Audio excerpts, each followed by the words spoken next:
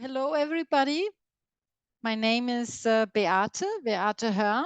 I'm working at the University of Mainz, Germany, but I'm here as the Vice President of EUCEN. And it's my great pleasure to say hello to you. And this is, as I learned, the fourth seminar across the Atlantic. So it's already, so to say, a thing that we are used to do and which is a format we think it's a good one. And we are happy to do this once a year that's across the Atlantic, the idea, with our colleagues from the US. And this year we are very happy to also welcome colleagues from Canada. So it's a pleasure. And EUCEN, as you know, as the European Organization for Lifelong Learning, we are always working together with national networks. And in this case, we have collected 11 feedbacks from networks, plus from the Netherlands. So thanks to my colleague Viga, who helped us with this. And I would also like to thank the DG EAC for the collaboration, and they very generously have agreed to participate and present their recent views of the topic. So now, first of all, it's my pleasure to announce to you the panel before I hand over to my colleague, Christina PAULUS.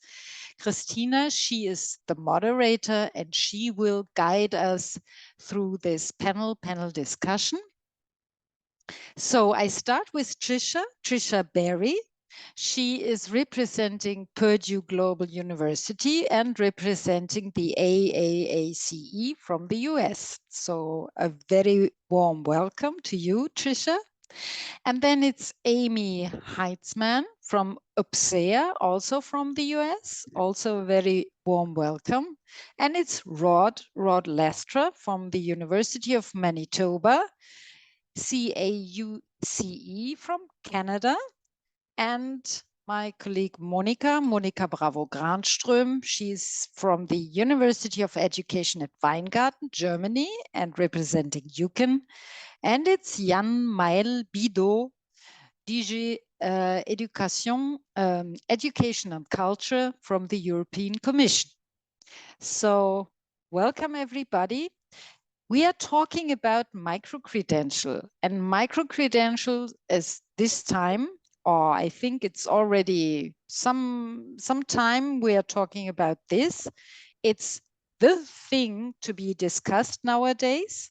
And that means that we would like to share views and ongoing work in the different countries.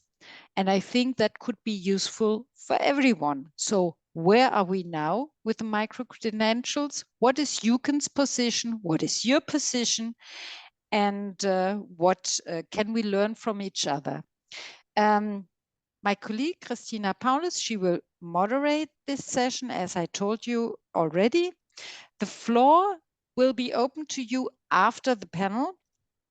So you can put questions, you can let us know your comments, and you can write them in the chat if you want. So now, please, Christina, the floor is yours. Hello from my side.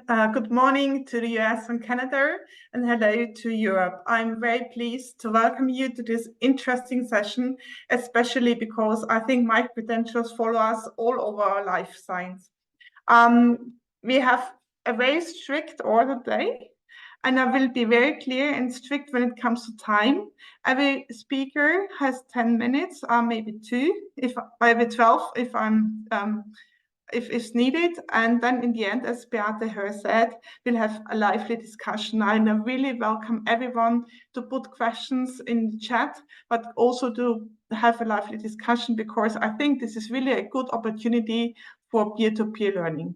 So I give now the floor to Tricia as the first speaker and invite you to have her first sessions. Please, welcome.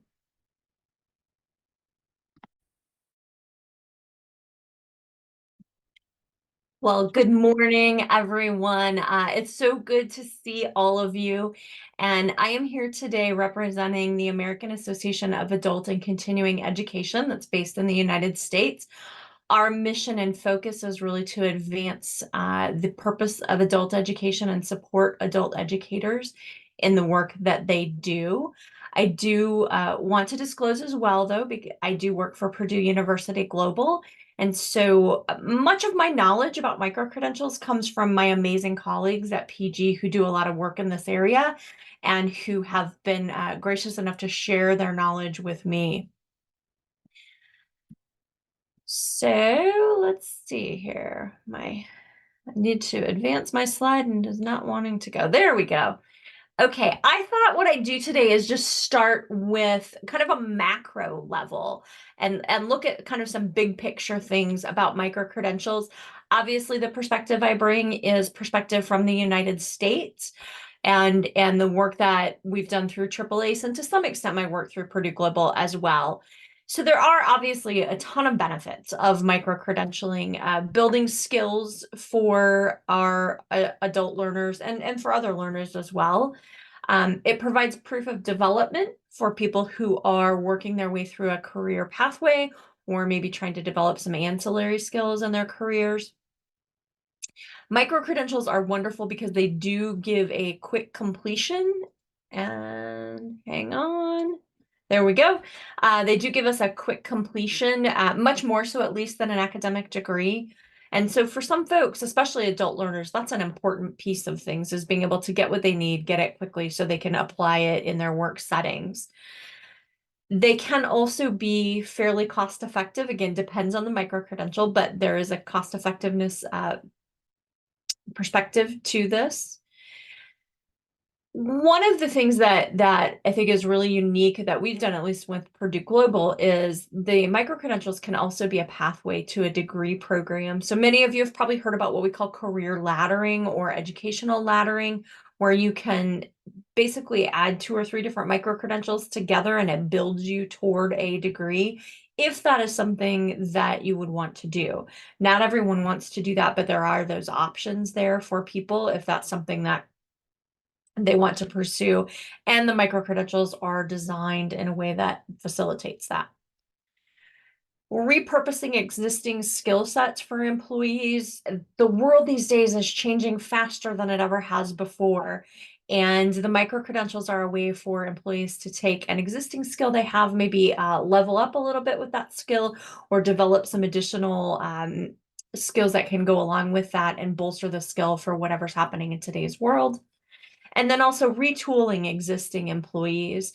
We may have employees as businesses, we may have employees who have a good skill set, but because things are changing so quickly, that skill set's starting to get outdated. And helping those employees expand and again modernize and come up with things that are more relevant in today's world. And we do anticipate that's a trend that is not going to change. The world's going to continue to change and employees are probably going to have to change with it. So the micro-credentialing process gives employers a way to help employees stay up with what they need and gives the employees a way to do that as well. So those are some of the benefits. There are some drawbacks, and maybe drawbacks isn't the right word, but some sort of other side of the micro-credentialing discussions. And the first and biggest one is that there is no common definition of what a micro-credential is. And there are a lot of terms that get thrown around that are interchangeable. I have just a couple of there. There's micro-credentials, there's professional certifications, there's digital badges. Is a micro-credential different than a professional certification? Is it the same? Is a digital badge something that's different than a micro-credential? Is a badge something that's shorter term and a micro-credential something that's longer term? There are a lot of questions around that. And so that is one of the challenges we face when we talk about micro-credentials is we may not all be meaning the same thing when we have that conversation.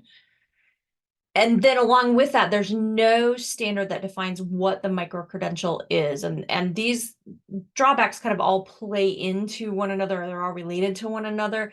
Is a micro-credential something that's only academic credit, or is it a non-academic credit type of experience? What level or amount of coursework is involved? None of that is really defined. And so that's kind of a drawback too, because again, we may be talking about very different things when we talk about micro-credentials. There are also no guidelines for who can offer micro-credentials. So unlike a degree granting institution or accreditation for degree granting institutions, there is no framework for that with micro-credentialing. So there's nothing to guide how learning is assessed, nothing to guarantee that learning was assessed in a certain way, or who is doing that assessment. Because in an academic institution, those two things, how something is assessed and who's doing the assessment, what the qualifications are for the person doing the assessment, those are two pretty important components of things. So we don't see that in the micro-credential world, not as a uniform standard. Because of all of this, then micro-credentials might be interpreted differently in different fields or with different organizations as well.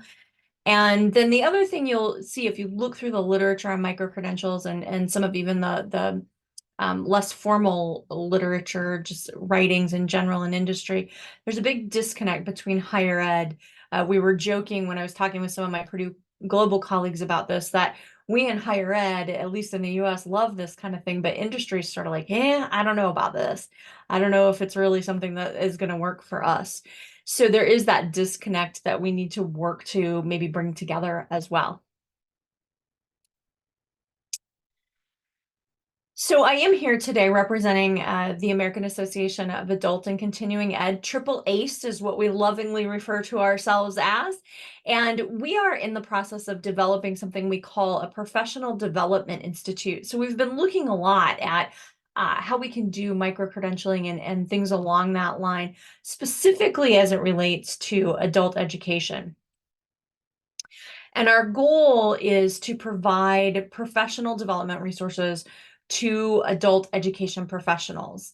In the United States, at least, folks that go into adult education often don't have any formal training in how to provide educational services. They may be experts in their field, but they haven't been taught how to teach, how to design curriculum, how to design assessment and interpret coursework.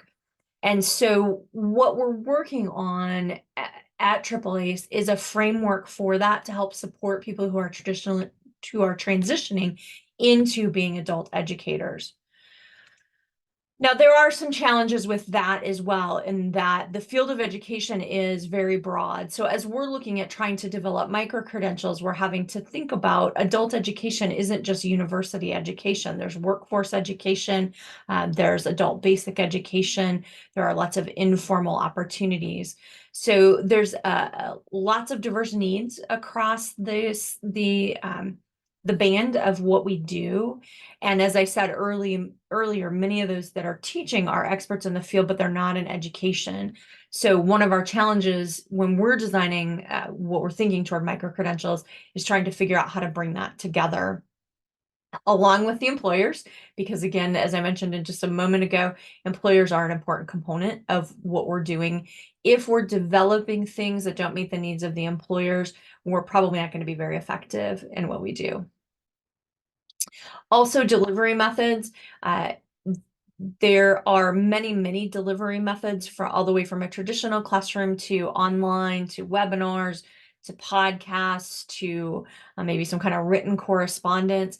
And every learner has their own preference. So as we are developing what we're moving toward micro-credentials, we're really having to think that through and maybe think about how we can be flexible for various adult learners and deliver content in a way that's effective for those learners and their preferences. So again, lots and lots of challenges toward building those micro-credentials. So as I close here, I just want to talk about looking to the future. So I've kind of given you a macro level. I've given you some insight into what we're working to do at AAACE and why we want to do that, because we want to support the needs of our adult educators. Looking to the future and things that I think may help the field as we talk about micro-credentials. Number one is some sort of effort to standardize. We need a common language around micro-credentialing and badging and certification so that we're all talking about the same thing when we use those words. And then as a part of that, we need to understand what components are required for those. So if I were to say the word micro-credential to Carme, hopefully if we know what those components are, it means the same thing to her that it does to me. And then once we build those standards and components, who can offer those micro-credentials? Where are they coming from? And that's important because we need to understand the academic standards. How are people learning? How are they being assessed? And who's doing that assessment? All of that plays into being able to establish a framework for micro-credentials to be transferable across locations, and also for it to be transferable, not even between just academic institutions, but from country to country as well. And then the last point, I've probably belabored this already, but coordination between industry and education. One of the things I've done a lot of in my career is working with industry partners. And I think that that's a crucial piece of what should be happening in education, because if we're educating just to educate and it doesn't mean anything to the employers, and our students' goals are to seek employment, we've missed an opportunity there to help bring the circle together and connect people so that we're creating mutually beneficial opportunities for everyone. So I think that is an important piece. And then the last kind of couple little nuggets I'll throw in here. One, I think too, is looking at what fields micro-credentials might be more effective in than others. And I know that there's a ton of micro-credential work, at least in the United States, happening within computer programming professions. And if you think about that, it makes sense, because a computer programming language is the same no matter what industry it is in. If someone's using C++, C++ works the same way in the insurance industry that it does in the education industry, that it does in the healthcare industry. So there's a lot of commonality there. Whereas in some other professions, that might be a little bit different. For instance, if you think about healthcare, you can't take a micro-credential as, say, a respiratory therapist and apply that to being a radiology technologist, because the skill sets are very different, even though they're both within the healthcare profession. So I think there is some validity to looking at where micro-credentials might be most effective and what types of micro-credentials would be effective in various skills. And then my last thing I'll wrap up with, there are some efforts happening within some United States organizations to develop a standard framework. It's an organization called One Ed Tech, and they have developed something called the Trusted Micro-Credential Framework. It is something that's very new. It's kind of just being unveiled and rolled out. There's actually a webinar this afternoon about some of those standards and how that's going to work. But I think those kinds of efforts are what will be helpful to us as we're moving forward, and as we all try to collaborate on working with these micro-credentials and sharing information with one another. Ultimately, sharing information and setting standards helps our students, because it makes their education and the things that they achieve transferable from one location to another. Excellent. Just in time, Tricia. Just perfectly. And just the last word, really important, to share information. And coming to this point, I ask now to share Amy or her information. And thank you, Tricia, for this excellent first start. And please, Amy, the floor is yours. Excellent. Thank you so much. Can everyone hear me? Yes. Fantastic. Great. It's so lovely to be here. Amy HEITZMAN, Deputy CEO and Chief Learning Officer for UPCEA. Tricia, well done. What a beautiful background. And UPCEA is the association, the community for online and professional education. Our members, by and large, across the United States and in Canada, also internationally, but we're based in the US, are the leading campus voices for alternative or micro-credentials. We've long been the curators of non-credit programming, certificates, badges, credentials, i.e. the main points of access across many institutions as they move past a static model of degree-only education. To this end, and to help identify some of the pieces that Tricia mentioned that are missing, that are challenges, UPCEA has done several things specifically over the last few years, and I'll narrate a few of them, and then I'll pivot to discussing some of the challenges that we're facing systemically across the organization, across the landscape, and ways that we're working to harmonize those pieces. So first, but surely not last, UPCEA has issued 3 sets of quality assurance entities across the organization. These are called hallmarks of excellence. These are best practices in 3 particular fields: online, professional education, and credential innovation. As Tricia mentioned, there is not one set of quality assurance standards for any of these pieces. And so UPCEA has stepped into this void, and we've helped create institutional level aspirational goals for quality assurance. On that third one for credential innovation, the last one is the basis for a tool that I created for our members called the Credential Maturity Index, or CMI. Please raise your hand if any of you have heard this. Excellent, thank you so much. This is not the first time I'll ask for hands raising. The CMI helps institutions assess where they are with regard to these 8 best practices or hallmarks. For example, in terms of credential innovation, how are you engaging faculty? How are you engaging employers? Where are you with digital technology? And so on and so forth. And so through this Credential Maturity Index tool, institutions can figure out where they need to offer resources, where they're excelling, where they can lean into, and areas for improvement. Following this, our Council for Credential Innovation, which is an international body that is comprised of the leaders of our 400 institutional members leading credential innovation on their campuses, together with our partners at ACRO, the Registrars Association, we launched an annual convening called Convergence. I see familiar names for humans who were in the room last year at Convergence. I will see you in New Orleans in September. But the thing that is most exciting about this opportunity in this convening is that it brings together UPCEANs, i.e. those that create the programming and engage with faculty and engage with employers, with the registrars, i.e. those who record and transcribe those experiences. That disconnect for us has been one of the challenges that we have seen. If learning happens, but it's not recorded, does it matter? This is an effort to make sure that what is learned is recorded and it is able to be transcribed. Also with ACRO, I'm sure that you heard Tricia just mentioned a few things that have been launching of late. Through a grant-funded project, UPCEA is one of 10 stakeholders in something called an LER Accelerator Project, Learning and Employment Records. It's a next generation of transcript that is entirely student and learner owned. And so please look forward to more on that, because again, if students and learners have agencies with what is recorded, they can better speak to employers about their competencies absent of that harbinger of a degree. Internally, UPCEA offers several courses that stack toward certificates.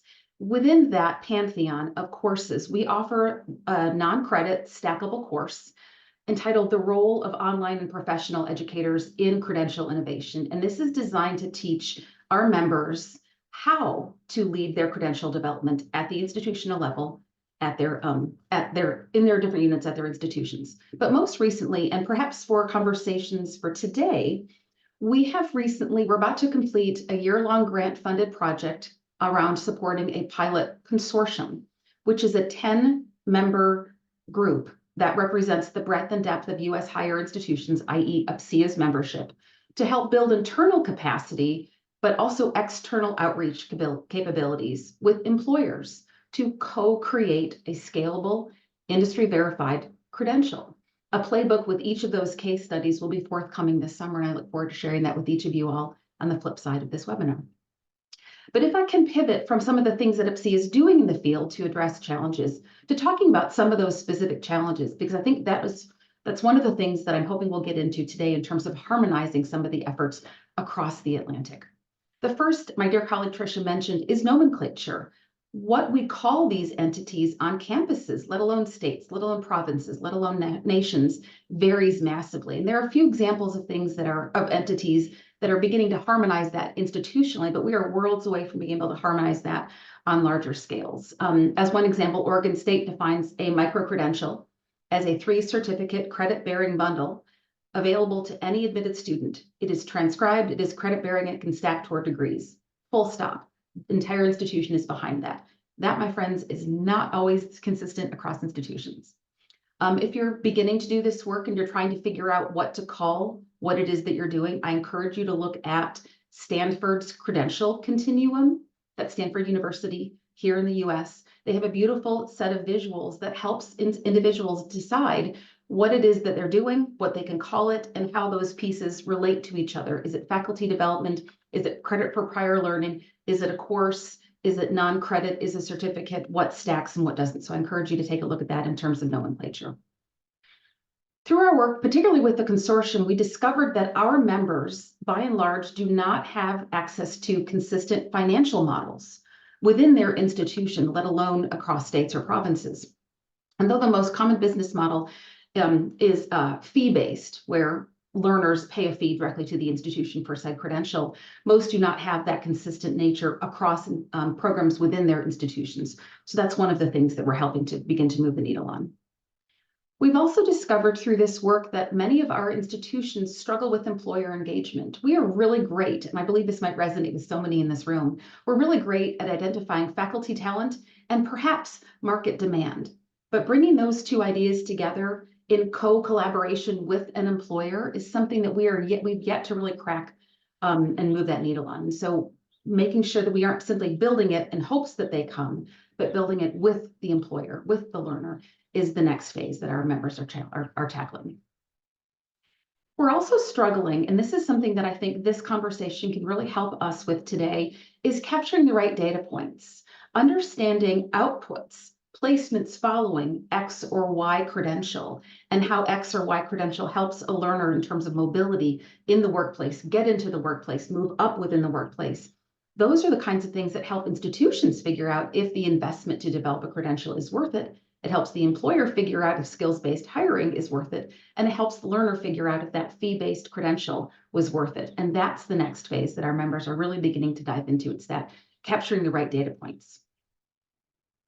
We also have a challenge, and I believe this might be more US and perhaps Canadian-centric than it might be European-centric, and that is that institutions in the US, because the cost of developing microcredentials can be high and can be risky, we are seeing that institutions, the University of Texas is a great example of this, is doubling down and creating in-degree microcredentials. So for example, 2 or 4 more courses or experiences within a degree program, if they are taken in a certain order, can be clumped together. Yes, clumped is the technical term.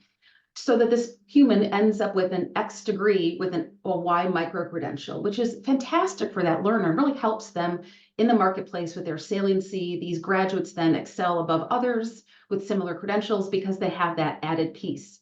But it doesn't address the nearly 40 million humans in the US alone who have some credential but no degree. So we are not using that in as equitable a way as we possibly could. So figuring out how to bring in humans that are not in the funnel, that are not already in the pipeline, into a microcredential as a way to build toward is a huge next step that we're helping our members to achieve. And the last piece that I'll mention before I pivot back to my friend Christina is at the hiring level. One of the things that our employers are used to doing is screening for typical things such as associate's, baccalaureate, or master's level degrees. Many of our organizations, many of our states are now in this skills gap, recognizing that a degree could surely be one marker, but absent of a degree, are there other ways to denote competency and ability to do that work? And that, my friends, is being done more by hand and piecemeal because our HR and our hiring systems are not ready to look at employment records and resumes and applications minus those proxies for capacities such as degrees. And so that's one of the challenges. And so you'll see a lot of our institutions, member institutions, are working hand in hand with states to make sure that state hiring guidelines match the competencies that are presented by credentials. So let me pause there and turn this back to my colleagues for the rest of our conversation. But those are some of the things that UPCEA is helping its members to address in terms of harmonize some of the challenges that we're facing across the landscape. Thank you. Thank you so much for this excellent overview. I mean, you brought up so many issues. I've just learned so much in these 10 minutes about the word clumped together, about the maturity index, the microcredential maturity index, about capturing how to capture data points, and especially when you brought up it's really important to harmonize nomenclature, but also other things. So thank you for this excellent presentation. And now I would really like to give the word to our friend in Canada, Rod, to give his presentation. And welcome, Rod, and please, the floor is yours. Thanks, Christina, and thanks, everyone.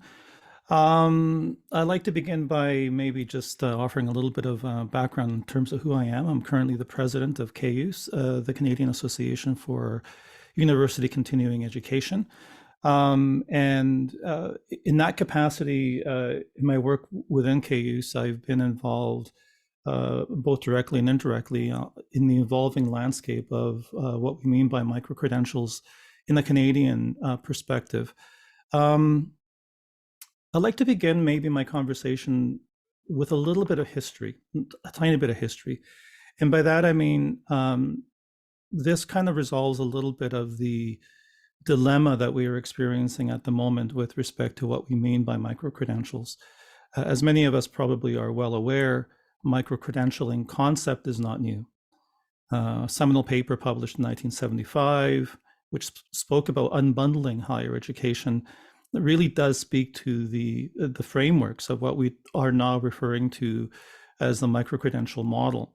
And in fact, the idea of micro-credentials, the idea of offering micro-learning, the idea of providing certificates and other forms of non-traditional education and training emerged really in the late 1960s, early 1970s, and really got motivated by the movement on lifelong education, lifelong learning, which was predicated on the definitions that were provided by UNESCO and other organizations like that.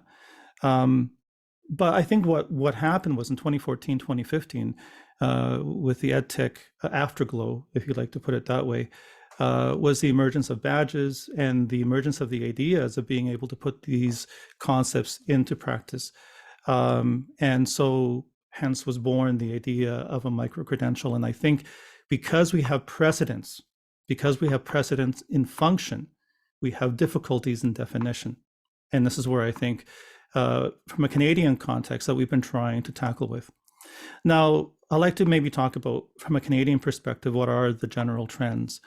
2021 was informally known, at least in Canada, as the micro-credential year, based on the amount of conversations that were happening with respect to micro-credentials. I'm glad to report that I think that we've moved from idea to practice and impact. I think we moved from interrogative questions that were based primarily on the what, the why, and the who, and now we're really trying to resolve the how, how we do this.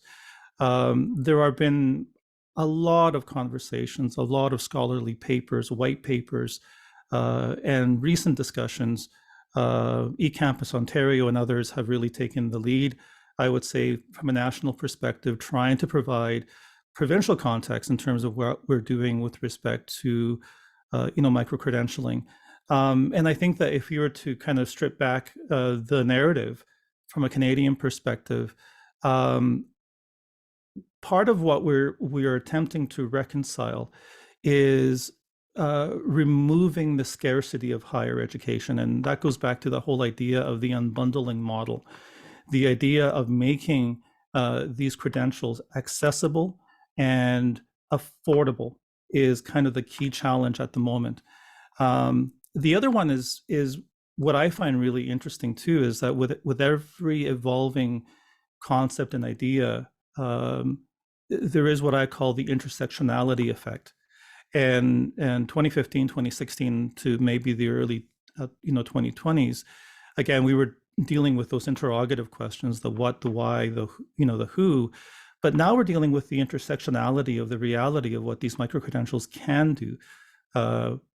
Maybe we're not quite in terms of proof of practice at the moment, but I think that we are starting to see the need to be able to intersect things such as work integrated learning, experiential learning.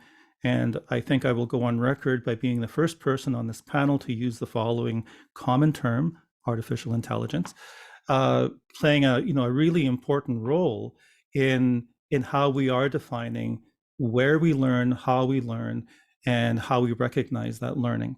And so I think that these are the very conversations that I think are at the heart of what is happening at the moment. And I think this is where a lot of the positive movement, I agree with all the comments that have been said.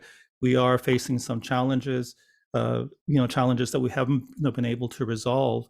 But I think what is happening in this space is that micro-credentials have, again, from a Canadian perspective, forced a much needed conversation on the future state of education. And that, I think, is a really important thing to do. So let me quickly, in the remaining 5 minutes that I have, kind of outline some of the major things, the major trends in a more microscopic perspective. First one is operations. I think that part of the challenge that many units who are involved in offering micro-credentials are facing is the reality of the cost and speed of development of these things. Micro-credentials are not necessarily cheap to develop. There is a lot that goes into the ideation process, the development process. Again, from a continuing education perspective, within universities, within a Canadian landscape, what a lot of units are doing is working with industry partners and trying to define those skills, those competencies that do align with qualifications in the absence of a national qualifications framework, and trying to do the right thing. But those efforts come at a cost of investments, at a cost of resources, at a time when many post-secondary institutions are facing deficits and are facing austerities in terms of what they are trying to achieve. And so I think that becomes kind of a challenge. The other issue that we are also facing, operational issue from a Canadian context, is the lack of funding. And let me explain what I mean by that. There are a lot of opportunities to get funding with respect to the development and initiation of micro-credentials.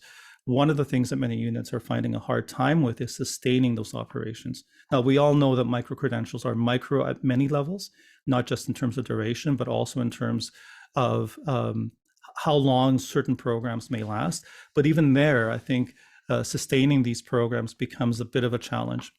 There's also been some movement, and this is something that I think in the US, my colleagues in the US and AAMI, I think this is something that was talked about quite extensively at UPCEA. And by the way, this is the first time I've ever heard UPCEAN being used in that way. I really do appreciate that term. But in UPCEA, I think the idea of the open program management providers, the OPMs, really has been an evolving, interesting narrative that's been kind of moving in the US in terms of government, regulation and oversight. Here in Canada, we're a couple of years behind in that regard, but what role the OPMs will play in terms of pushing the narrative forward is going to be really interesting, because as I said, there are some natural constraints that institutions are facing with respect to being able to deliver this. Another one, expectations. There is changing expectations by way of industry and by way of learners. And this is going to take no one by surprise. No one really cares about names. Industry doesn't care about names. Learners don't care about names. What they care about is value and return on investment. If you can align skills that industry is looking for, that employers are looking for, that is the golden ticket. If you can provide return on investment for learners, where a recent survey of Canadian higher education learners, affordability is the #1 driver for what these things can do, that is going to be important, right? The other thing too that is also, I think we've been able to at least achieve some understanding, is semantics and pragmatics. And what I mean by that is the meaning and the context of how we are going to develop these things. Again, industry is looking for flexibility. Industry is looking for validations of skills.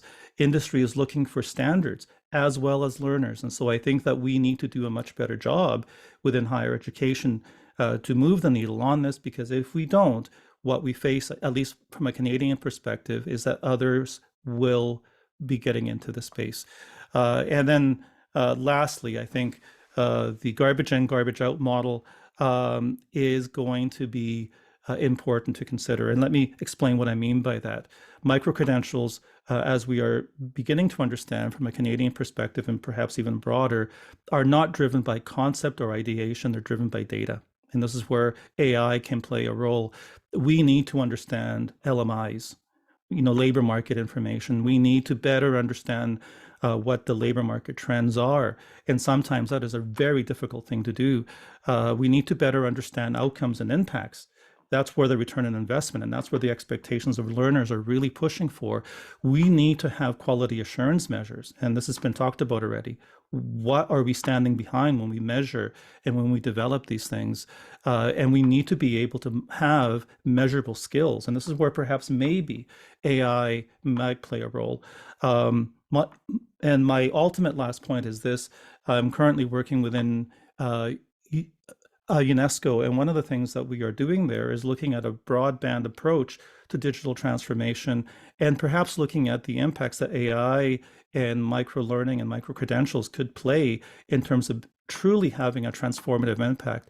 And it's very interesting to note from an international perspective, from a global perspective, many of the challenges that we are all defining and all are identifying are informing the processes that these international organizations are really taking forward. So anyways, I'll leave it at that. And I think there's a few more points I will maybe come back to when we have a more open dialogue on this. Thanks. Thank you, Rod. Thank you so much for bringing us back to earth. I know we academics, we love to have new names and nomenclature and standards. While we were talking, it's about costs and the speed of development and the funding and the real needs of the economy. So thank you for that. And also thank you for giving us the perspective of the whole lifespan of micro-credential, while you started about the movement of lifelong learning up to the future of the state of education, which is really important. So thank you for this excellent presentation and thoughts. I think made me think a lot as well, as we agree all together. But now give me the floor to my colleague Monica for giving us her introduction and our perspective of micro-credentials within UCAN. Please, Monica.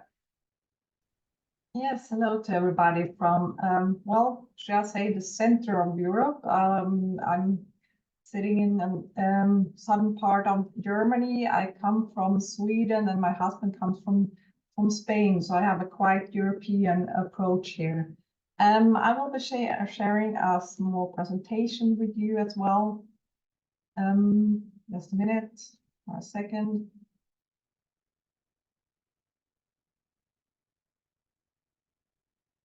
And as I said, well, I'm sitting in the middle of Europe. I will be presenting a European approach. But I think you will see quite quickly that some of the things that Tricia took up, well, there are an issue here as well in Europe. Going for the European approach then. Well, we have spoken some quite few about that today. What are the objectives? Well, in Europe, there would be the means of achieving the goal of more flexible learning pathways, as we have been talking about already. But we do see a great heterogeneity regarding the definition. The Council of Europe had, well, started their first attempts of the definitions, and when the actual one would be micro-credentials are evidence of the learning outcomes achieved by a learner in the context of less extensive learning unit. As you might see, this is, well, not so concrete, which will be one of the challenges, but we'll be talking about later on. We see several approaches around Europe. We see a variety of projects, for example, MicroBall here, trying to, discover how can we go on with this issue, as we have been talking about the American continent. But the major issue at the moment is this, that we don't have a meaningful definition, which we all can work with. We have seen reasons for micro-credentials already, and the European approach, we see a similar approach. the ongoing changes on the labor market, the increasing call for more flexible possibilities for up and rescaling for all types of learners, not just the traditional university students.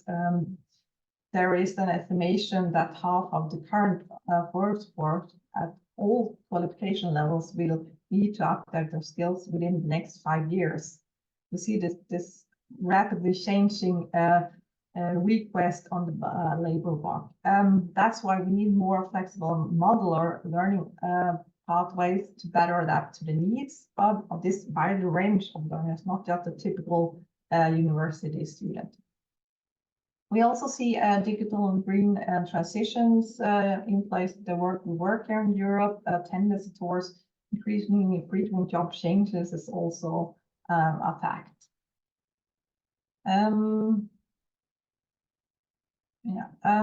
Opportunities, there has been some words on that already, but the most important one, I think the global approach, which we see all over the world, is that we need more flexible learning ways. We can't be that narrow, which we have been in the past.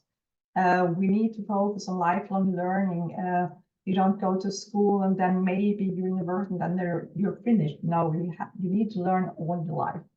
And you also need a permeability between education and training sectors. You talked about that as well, the industry and the higher education. Well, we need to cooperate on this. In Europe, we are talking quite a lot about the internationalization as well. In Europe, we are quite close to other countries, but we do see that we have to go outside of Europe as well with these skills.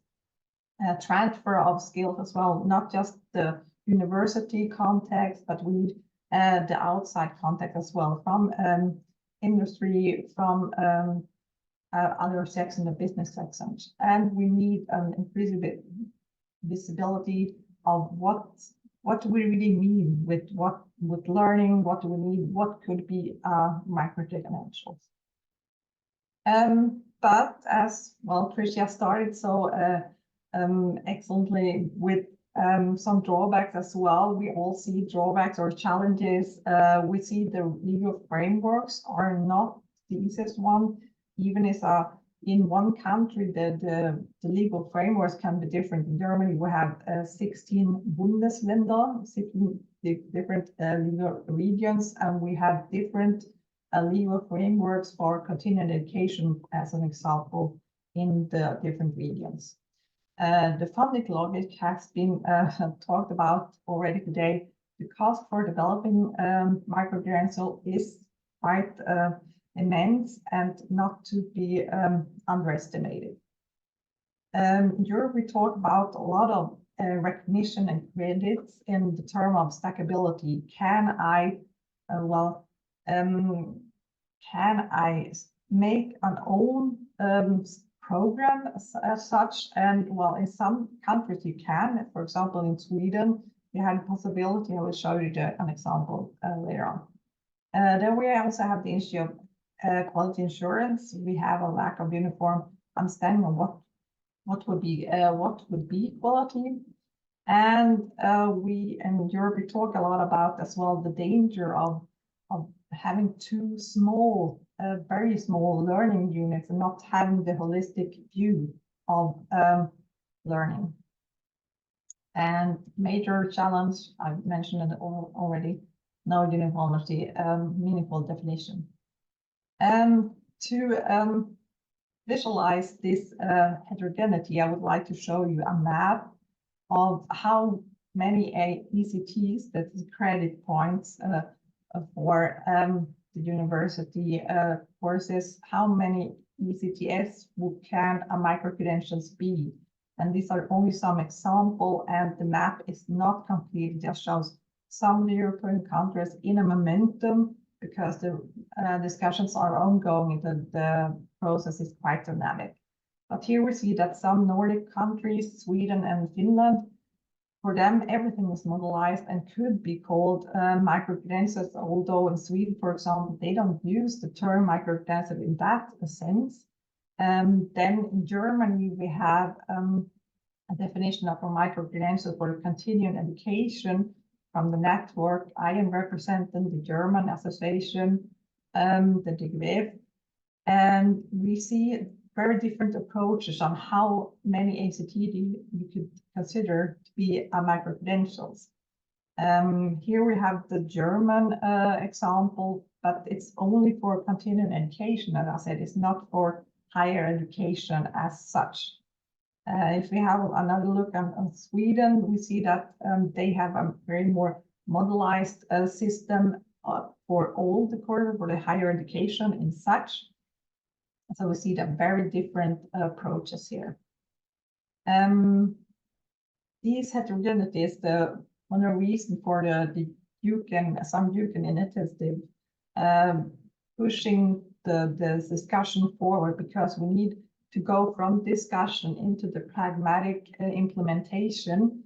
There was a position paper in 2021, and this is currently being updated. We have different continuing discussions in different forums. For example, we are looking forward now to the upcoming conference in Cork in Ireland, and we have this seminar as a great example for following up on this discussion. Different important points there are quality assurance, credit stackability, and skills of orientation, just to mention some. And to sum up, I would like to throw in some questions here for discussion. In which direction do we want to go? Can we see an ideal credit range, especially for stackability? Do we need safeguards regarding the stacking of micro-credentials toward full degrees?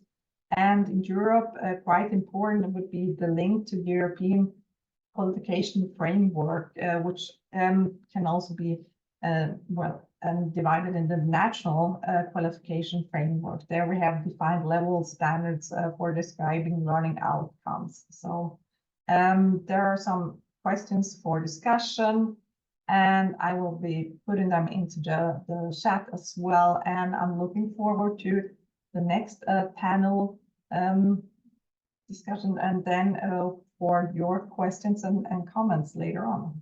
So thank you so much. Thank you so much, Monica. I'm very happy you brought up the idea of the referring to the qualification framework. I know that in Canada, you also have a qualification framework in the US, but when it comes to the European qualification framework, it's really important to think about what is a qualification. Is a micro-credential a full qualification? Has it to refer to the European qualification framework? I think these are all questions which will be handed over to our last speaker, I think Yann-Maël. Very welcome from the European Union.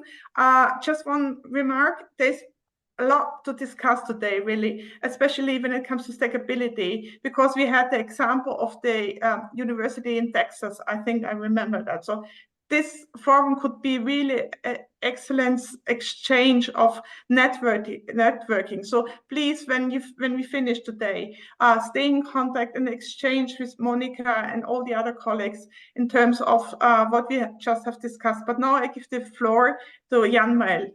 Please, the floor is yours. Thank you very much, Christina, and a pleasure to be with you today in this panel. So I will talk again about the European approach to micro-credentials, which is a recommendation that the Council of the European Union has issued to all its different member states, and that I had the pleasure to be working with, to be working on in the last couple of years. So it's a piece of, if you want, a soft legislation, a piece of advice that the European Union give to each of its different member states in having a coordinated approach toward micro-credentials. And why did we have this European approach for micro-credentials? Well, for all the reasons that were already mentioned by the different speakers, that we see that indeed micro-credentials can be a very efficient way for people to update their knowledge, to update their skills, their competencies, also from a more policy perspective, because this is a role that European Union also to look from a policy perspective. We need Europe to be equipped with qualified people, and as a result, we need to make sure that the people have the possibility to get access to these learning experiences, whether they are regular students or during their lifelong learning journey. And that means that of course, micro-credentials can play a very big role there. We also have very high targets in terms of lifelong learning. We aim to have about 80% of the population to be in employment by 2030 and following regular trainings.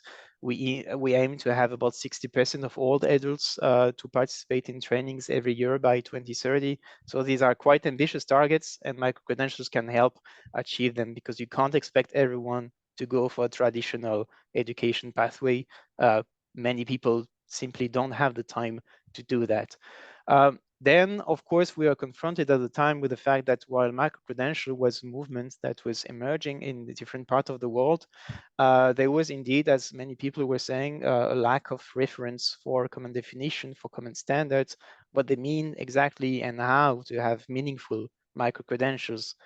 And as a result, at the European Union, we decided that it would be a good idea to propose all the different member states a definition, standards for the micro-credential that they could decide to adopt then in order to have a coordinated approach and have, if you want, Europe taking a bit of a step ahead on this movement. So in this European approach for micro-credential, there are three main elements, I would say.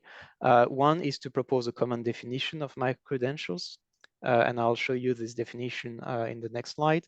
Another one is to have common standards elements on micro-credentials. That means that what every micro-credential should include as piece of information to make sure that they are transparent, to make sure they can be verified, to make sure that they are meaningful, and some principles and guidance on how to have good micro-credentials, and that could guide also a quality assurance process later on which we also working on. So the common definition of micro-credential that we have proposed and that was adopted by all the member states, the 27 member states of the European Union, is that the micro-credentials is the record of the learning outcomes that a learner has acquired following a small volume of learning, and that these learning outcomes have been assessed against transparent and clearly defined criteria, meaning there is an exam at the end of the learning experience. So it has been checked that the learner has acquired these learning outcomes. And then the definition goes on to say that the learning experiences leading to micro-credentials are designed to provide the learner with specific knowledge, skills, competencies that respond to societal, personal, cultural, or labor market needs. They are owned by the learner, can be shared, are portable. They may be standalone or combined into larger credentials. We'll leave that completely open because both could exist. And they're underpinned by quality assurance following agreed standards in the relevant sector or area of activity. So it's quite an extensive definition that aims at encompassing many different elements. And they are also accompanied by European standards element to describe a micro-credential, because we understand micro-credentials had the certification of the learning experience, not the learning experience itself, which can be very diverse, which can have different formats. So the standards are there. I'm not going to go through them, but it's about identifying the learner, the awarding body, the notional workload, the learning outcomes, etc., based on structures that are already quite well in place in different European countries. So the part on the left are what we have considered as mandatory elements that all micro-credentials, in order to be called micro-credential, should have. And then there are additional elements that are on the right side that could be added to it, that are not necessarily needed for every single micro-credential, but that can help definitely to provide more transparency on the micro-credentials. And then there are some principles for the design and issuance of micro-credentials. So in there, they are detailed in the European approach, but the first one is about quality. So they have been quality assured. This is an important element to make sure that the learner benefits from a quality learning experience, that they are transparent, that the learning experience is relevant, to echo the definition as well, that there has been a valid assessment of the learning outcome, that they can indeed be included in a flexible learning pathway. They should empower the learner to build its own flexible learning pathway, but there's no obligation for it to lead to a full degree or to prohibit it to lead it to a full degree. There's no reason to really regulate this. That they can be recognized also as part of a recognition of prior learning.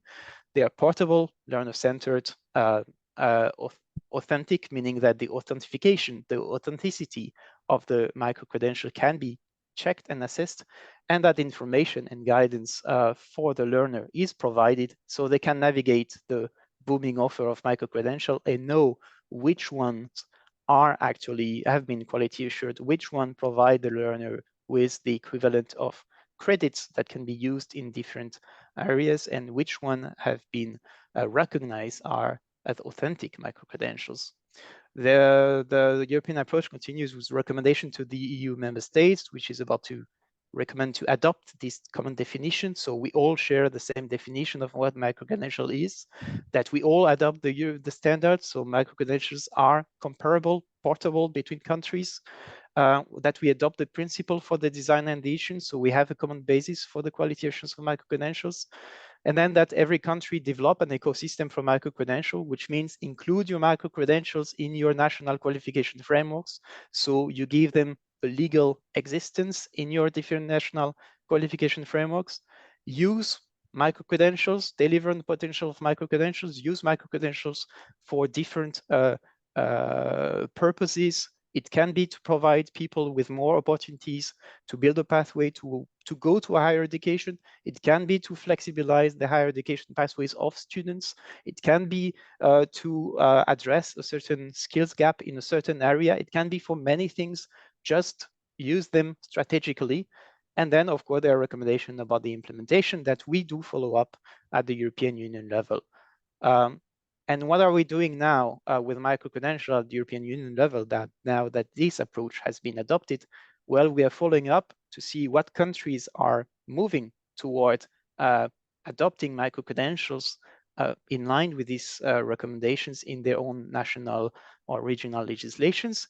We also finance the development of micro-credentials thanks to the or Erasmus Plus program. So we finance the development of micro-credentials by, for example, alliances of higher education institutions. So they work together and together they develop an offer of micro-credentials. We have already several cases of alliances of 5, 6, 7, 8, 9 universities that work together at creating catalogs of micro-credentials.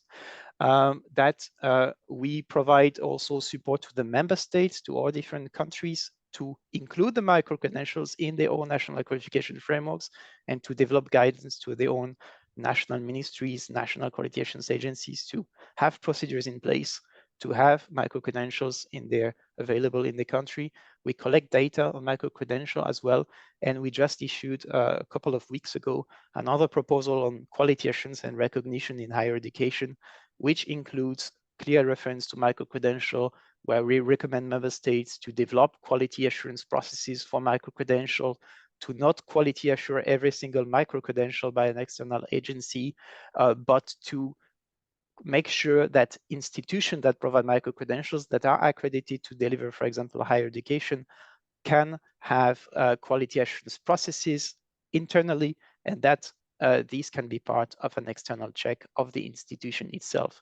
So there's, of course, a lot of work still that is to be done, but we hope that the work we have done and that the countries have adopted a couple of years ago will lead to a more coherent approach at European level for the further development of micro-credentials. And I'll leave it up here because I think there are going to be probably many questions to all the panelists. Thank you. Thank you for this very short but very clear and good overview of the European Union. As we heard before from Monica, within Europe, maybe to our colleagues in US and Canada, we have quite a norm already in Europe, although, as you saw from Monica, it differs to even regions in some countries, but especially in Europe as well.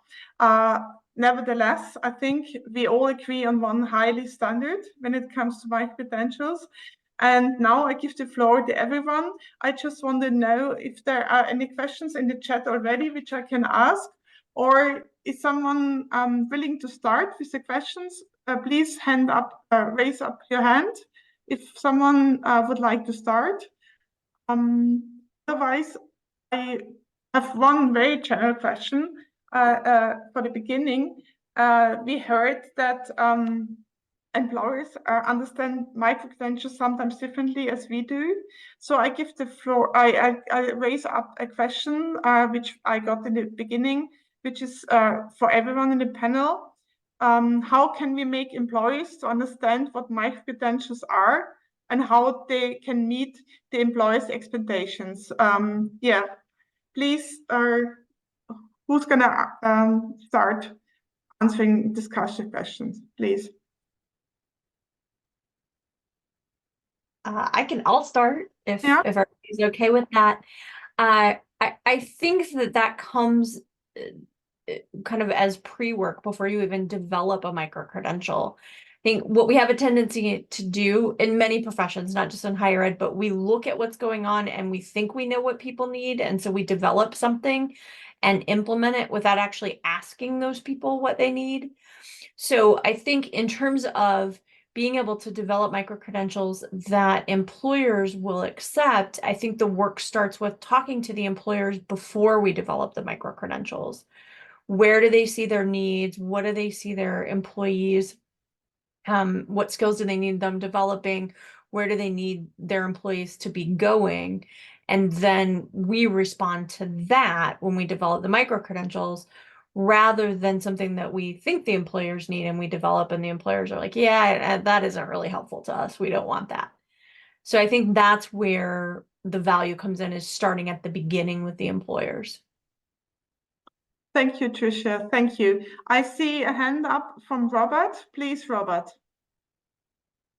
Thank you very much, and thanks everybody for a series of quite excellent presentations and a very engaging conversation. I just have a question about access and attainment, because it's been inferred by most, and I think it quite resonates quite strongly with the financial aspects as well. But just referring to some recent reporting, well, I think it's from last year from the OECD, for instance, that says that the majority of people who are taking micro-credentials already have education. And in Canada, we enjoy quite a high tertiary education rate, 61 or 2%, which is, I think, first or second highest in the OECD, depending on how you clock the demographic. So how do we broaden the scope? And I think it's one that touches on several issues here. So affordability, accessibility, recognizability by businesses. And I guess I would end by, the light bulb was not invented by continuous improvement of the candle. So how do we get people to be thinking differently about education, specifically those people who don't already have it? Who's want to answer? Rod, please. You want to answer? I can jump in a little bit there. Oh, sorry, I didn't mean to step on you, Rod. So in terms of the work that UPCEA is doing, we're doing this sort of bifurcated in two ways. The first is that we are working with our four-year institutions on the in-degree credentials that I mentioned. As one example, my daughter's a senior in college, and she didn't know that if she takes these 4 courses as part of her degree program, she ends up with a degree and a certificate. So part of our work has been helping institutions with their internal marketing, that internal advocacy piece for the audiences they already have. We're also working with the two-year institutions, community colleges is what we call them in the US, on workforce development. So one of the strategies that we're employing is not necessarily working only with one employer at a time, because that has challenges with scale. Part of our strategy has been working with industry areas and developing micro-credentials that can help a swath of individuals within one industry from different employers. Once you begin to move that needle and the employers begin to realize, wow, our hiring pool is larger and our promotion pool is much more robust, those are the kinds of marketing messages that the communities in the states can then help to push out. So those are two pieces that we're helping and we're seeing. Thank you. Pat, you were next, please. Thank you. A great question, actually.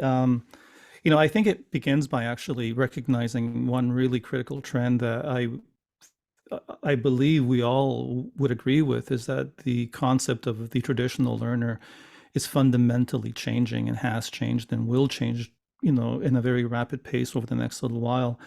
And so I think this preoccupation with degree is important. I mean, I think that it plays a role, but I think we have to look at this as a bifurcated reality, meaning that, you know, I forgot who mentioned this recently, but not everyone is looking for a degree.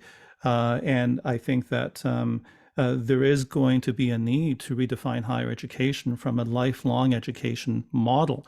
And by that, I mean people who are requiring these, I guess, innovations in higher education are going to be people who have maybe, you know, completed an undergrad, who are in the workforce, and who are looking for what I call the intron-extron model. And here's what I mean by that.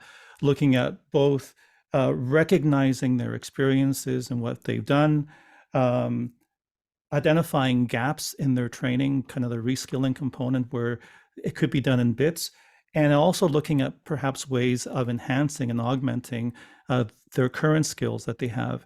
And so I think that for higher education, that is going to be the key. But that doesn't address the question that, you know, that Robert asked. I think the question that Robert asked is going to come down to commitment from higher education. And I think the only model that we can look at is what happened on the online education space. When the private providers were providing excessively high tuition, that model failed. And what kind of started to work, and I think, you know, Purdue and when they absorbed Kaplan and others, what really happened was that they were able to do it to scale. They were able to have the supports of the institutions and government, and able to offer at scale, at volume, accessible and affordable education. The problem is, on a Canadian context, a majority of what we're talking about at the moment is being offered by cost recovery units who have no other choice but to kind of leverage fees and tuition to pay for the bottom line. I think that we fundamentally need a shift in commitments within government in order to recognize that education as we know it is in need of dire change, and we need to start thinking about how we deliver you know, education to the masses in a very different way. Thank you, Rod. That was Monica next, and then Tricia. Be short. Now a lot of questions coming in, so please, we try to make our best to give as many answers as possible. There might be some open questions, but be quick, please. Yes.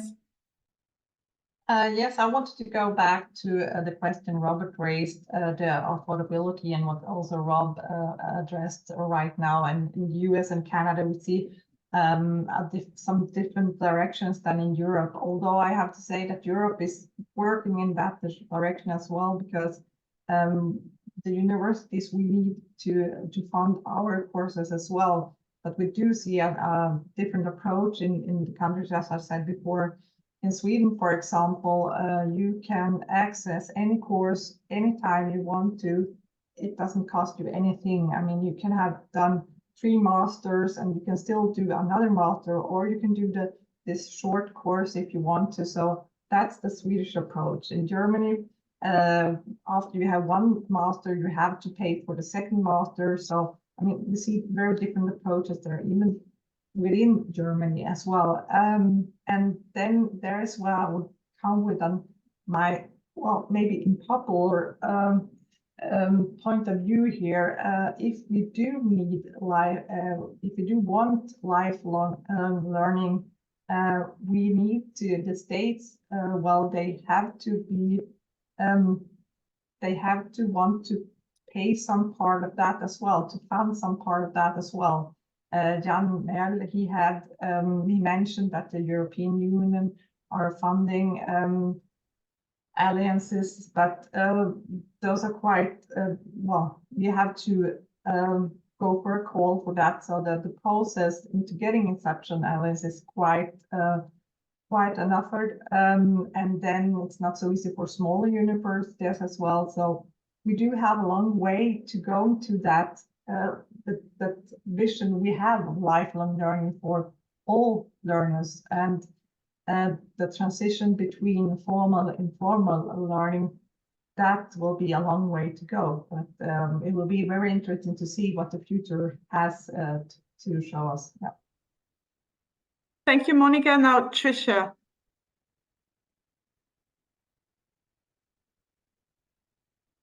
I can't hear you. Tricia, you're muted. There we go. Sorry, thought my mute came off. I agree with everything that's already been said, but I want to shift this to the learner perspective, because I think there's a piece of Robert's question that we're missing here. And that is, how do we get people motivated to want to learn? And I think in the United States, at least, the way our systems are set up can often discourage people from wanting to learn. Even just the way our K-12 system is set up, it's all about achievement, and you have to be the best and better than everyone else, and that's when you're a good student. That maybe isn't the best way to teach people to love learning. People should love learning because they're accomplishing something and they're expanding their own skill sets and knowledge, not because they got a higher grade than everyone else, right? And I have talked, I've been with PG, what is now PG, for 25 years, and I cannot tell you how many times I've had conversations with students who have said, you know what, Dr. Berry, I had no idea I could do this, because all throughout my education, I was told I was worthless. I was told I couldn't achieve. I was told I couldn't do it. And so I think in terms of wanting people to be lifelong learners, at least in the United States, I think a big part of that is going to be culture change and being able to shift and teach people to want to learn because they want to learn, not because they're going to get a grade and beat everybody else on what they do. And so I think that's a piece that we have to think about, because these systems and affordability and all of that is super important. But if a learner doesn't feel good about what they're doing and they're not motivated to do it, all the other things we're doing don't mean anything. Thank you, Tricia, for this really important words. I got 2 questions from colleagues about strategies in the US and Canada to foster sustainability and green transfer, including micro-credential development. And there's a second question also about Canada and US, how they handle this perspective of micro-credentials, especially when it comes to land management, to transfer that to other regions, especially to Latin America or Africa. So how could we, as I understood, to involve our expertise or implement that to other regions in the world in terms of global thinking, and also in terms of transfer, green transition and development. Please, our colleagues from the US and Canada. I can mention a few pieces. I offered a couple of notes in the chat in response to the question about green transfer. One of the things I mentioned very briefly is an LER, a learner and employment record. How many of you in your entities and contexts are moving away from institution-held transcripts to something more learner-based and focused? I'm not a registrar, nor do I play one on TV. So this is truly an actual question.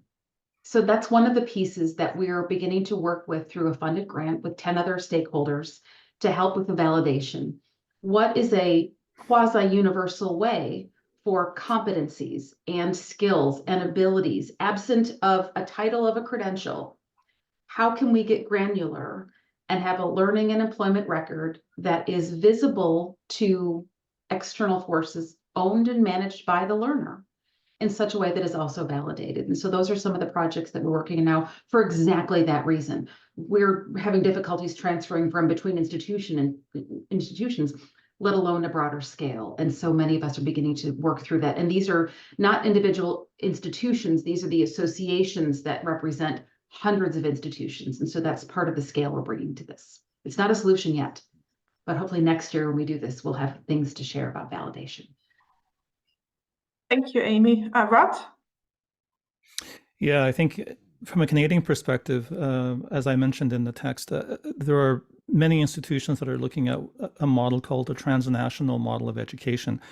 And that is really looking at ways of working with other countries in providing things such as micro-credentials, in working with other regions, in having that validation of skills from a transnational perspective.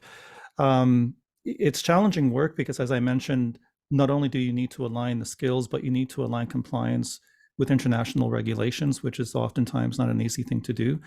But one of the things I'd like to maybe point out, and it's a little bit of a tangent, is, there is a lot of interesting work. And in fact, I have to say, embarrassingly, I had a meeting about a year ago with some folks from Southeast Asia talking about micro-credentials. And I was aware, but I was floored at the amount of sophistication that's going on in Southeast Asia.